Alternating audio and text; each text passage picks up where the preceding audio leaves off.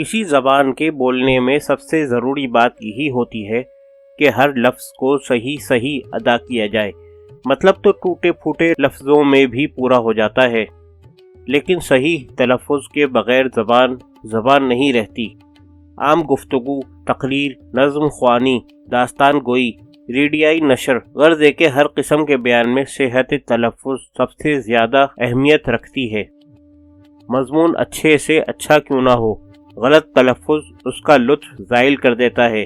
کیسی ہی دلچسپ تقریر ہو رہی ہو، مقرر کی زبان سے کوئی غلط تلفظ اہل ذوق کو اس طرح ناگوار گزرتا ہے جس طرح کباب کھاتے وقت دانتوں میں ہڈی کا ٹکڑا آ جائے۔ ایسی غلطی میں اکثر مقرر کی علمی قابلیت کے متعلق شبہ پیدا ہو جاتا ہے، خطابت اور زور بیان کا طلسم ٹوٹ جاتا ہے، اور بعض اوقات تو مضمون کی افادیت بھی غیر محسوس طور پر مجروح ہو جاتی ہے۔ اکثر دیکھا گیا ہے کہ انگریزی زبان میں ہم لوگ صحت تلفظ کا بڑا خیال رکھتے ہیں۔ اول تو ڈکشنریوں میں صحیح تلفظ عموماً درج ہوتا ہے، پھر کالجوں میں پروفیسر اس کے لیے خاص اہتمام کرتے ہیں۔ بعد ازاں انگریزوں کے ساتھ بول چال میں صحیح تلفظ کا نمونہ ملتا رہتا ہے، نیز ریڈیو بالخصوص BBC لندن سے معیاری تلفظ سن کر اپنا تلفظ درست کیا جا سکتا ہے۔ اس کے برعکس اردو زبان میں نہ تو صحت تلفظ کے تعلیمی ذرائع موجود ہیں اور نہ اس کی طرف کوئی خاص توجہ کی جاتی ہے، جس کا جس طرح جی چاہے بولتا ہے اور بالعموم کوئی کسی معیار کی پرواہ نہیں کرتا۔ اردو زبان پاکستان کی قومی زبان ہے، لیکن مشکل یہ آن پڑی کہ کسی علاقے میں یہ زبان بولی نہیں جاتی۔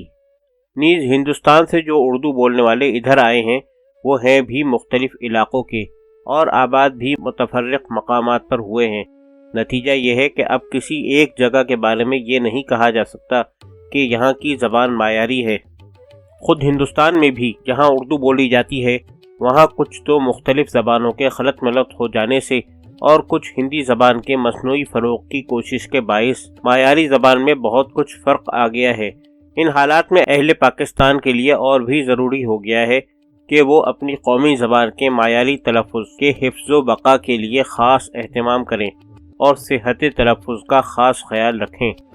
یہاں سوال پیدا ہوتا ہے کہ صحت کا معیار کیا ہے؟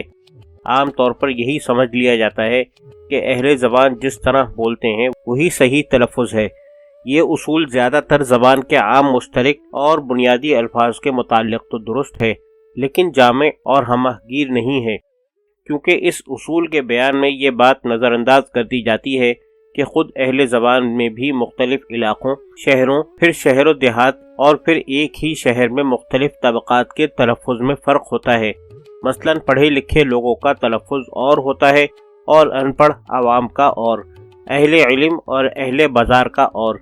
در حقیقت ہر طبقے کا ذخیرہ الفاظ بھی مختلف اور کم و بیش ہوتا ہے۔ جتنا علم کا دائرہ وسیع ہوتا جاتا ہے اتنا ذخیرہ الفاظ بڑھتا جاتا ہے۔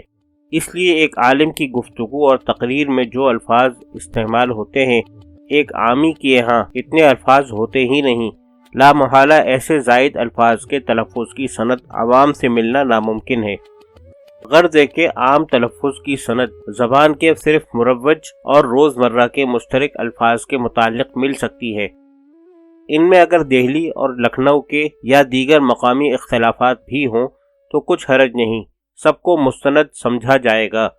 مثلاً ٹھہرنا کہیے یا ٹھہرنا، پہننا بولیے یا پہنانا، پتھر کو پتھر پڑھیے یا پتھر، دونوں درست رہیں گے، لیکن علمی اور ادبی الفاظ میں عوام کی سند کافی نہ رہے گی۔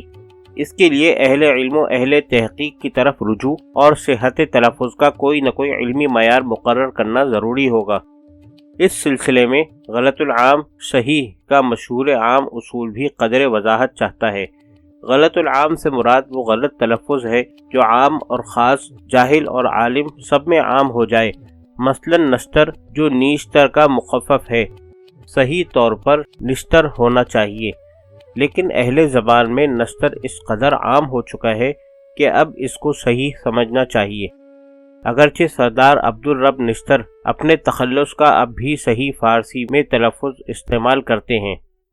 اس طرح لفظ شکوہ درست صحیح، لیکن شکوہ یعنی ہے کے ساتھ کو اس قدر قبول خاص و عام حاصل ہو چکا ہے کہ اب اس کی جگہ صحیح لفظ شکوہ کا استعمال تکلف بیجا کے سوا کچھ نہیں۔ یہ ہیں غلط و عام صحیح کی مثالیں، لیکن وقت کو وقت، صرف کو صرف، حوث کو حوث، نشست کو نشست، شکست کو شکست پڑھنا غلط العام نہیں بلکہ غلط العوام ہے۔